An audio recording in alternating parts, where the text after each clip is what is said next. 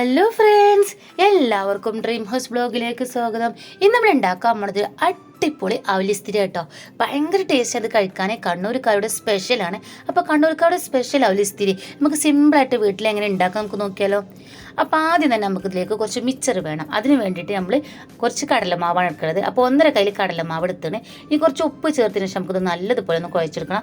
അപ്പോൾ നിങ്ങൾ എൻ്റെ ചാനൽ ആദ്യമായിട്ടാണ് കാണുന്നുണ്ടെങ്കിൽ ഒന്ന് സബ്സ്ക്രൈബ് ചെയ്ത് തൊട്ടടുത്തുള്ള ബെല്ലേക്ക് അമർത്താൻ മറക്കരുത്. അപ്പോൾ ഇതുപോലെ തന്നെ നല്ലതുപോലെ ഞാനിതൊന്ന് കുഴച്ചെടുത്തിട്ട് നമുക്ക് നൂൽപുട്ടൊക്കെ ഉണ്ടാക്കണം അച്ചില്ലേ, അതിലേക്ക് ഇതൊന്ന് ഇട്ട് കൊടുക്കണം. അപ്പോൾ എത്ര ചെറിയ ഓട്ടയിൽ അച്ചാണ് നമ്മൾ എടുക്കുന്നത്, അതിനനുസരിച്ച് ചെറിയ മിക്സറായി നമുക്ക് കിട്ടും. അപ്പോൾ വളരെ കുറച്ച് ഞാൻ ഉണ്ടാക്കണുള്ളൂ, അതുകൊണ്ട് തന്നെ വളരെ കുറച്ച് മിക്സർ ഞാൻ ഉണ്ടാക്കണുള്ളൂ കേട്ടോ.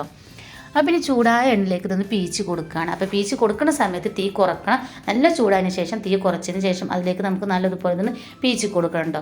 അപ്പോൾ പീച്ച് കൊടുത്തതിന് ശേഷം നമുക്ക് ചെറിയ തീയിൽ തന്നെ തിരിച്ചു മറിച്ച് ഇട്ട് കൊടുത്തിട്ട് ഇത് നല്ലതുപോലെ ഒന്ന് വറുത്തെടുക്കണം. അപ്പോൾ നല്ലോണം കളർ മാറാൻ നിൽക്കുന്നത്. ഇതുപോലെ തന്നെ നല്ലൊരു മഞ്ഞ കളർ മാറിൻ്റെ മുന്നേറ്റം നമുക്ക് ഇതൊന്ന് പൊരിച്ചു കോരി മാറ്റി വെക്കുകയാണ്. ഇനി അതൊന്ന് ചൂടാറാനും വേണ്ടി മാറ്റി വെക്കണം. അതിനുശേഷം നമുക്ക് ഇപ്പോൾ ഒരു ബൗൾ എടുത്തതിന് ശേഷം അതിലേക്ക് നമുക്ക് കുറച്ച് അവലിട്ട് കൊടുക്കണം. അപ്പോൾ സാധാരണ നെല്ലുത്തേരിൻ്റെ അവലാണ് ഞാൻ ഇവിടെ എടുക്കുന്നത്, അത് ഞാൻ അതിലേക്ക് ഇട്ട് കൊടുക്കുകയാണ്.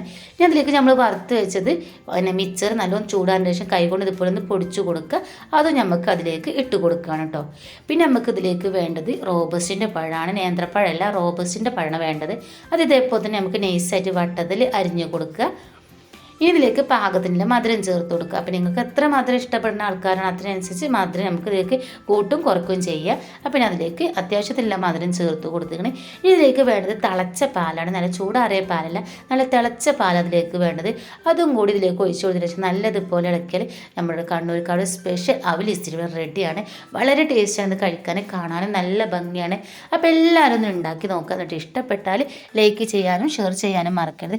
അതുപോലത്തെ ഇന്നൊന്ന് സപ്പോർട്ട് ചെയ്യാനും മറക്കരുത്. ഇതുപോലത്തെ സിമ്പിളായിട്ടും കാണാനും കഴിക്കാനും ഭംഗിയുള്ള റെസിപ്പി ആയിട്ട് ഇനി ഞാൻ വരുന്നതേക്കാരം. അപ്പോൾ എല്ലാവരും ഒന്ന് സപ്പോർട്ട് ചെയ്യാൻ മറക്കരുത്.